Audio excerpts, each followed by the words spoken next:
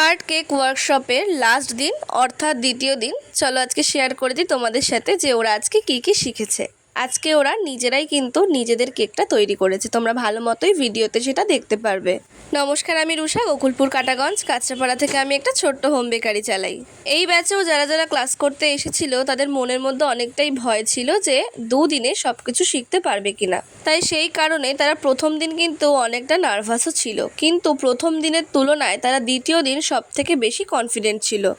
তোমরা ভালো মতোই দেখতে পারবে যে ওদের কাজ দেখে মনেই হচ্ছে না যে ওরা কাজটা প্রথম দিন করছে, আর নিজেদের কেকটা নিজেই ক্রাম কোটিং কিন্তু ওরা করে নিচ্ছে।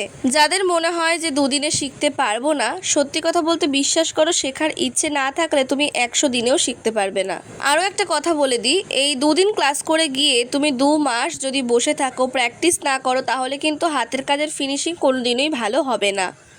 চেষ্টা করতে হবে, চেষ্টা করতে করতে একদিন তোমরাও কিন্তু দারুণ দারুণ কেক তৈরি করবে। তবে চেষ্টাটাই কিন্তু সব থেকে বড় একটা বিষয়। যদি তুমি চেষ্টা না করো, যেই জিনিসটা তুমি পারো সেই জিনিসটাও তুমি ভুলে যাবে।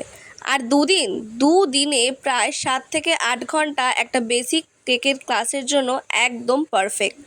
নেক্সট ব্যাচের জন্য অলরেডি কিন্তু 4 জন হয়ে গেছে, আর 2টো সিট বাকি রয়েছে। তোমরা ঝটপট বুক করবে। বুক করার জন্য ইউটিউব থেকে যারা দেখছো তারা মেল করো, আর ফেসবুক থেকে যারা দেখছো তারা ইনবক্স করবে। বাই।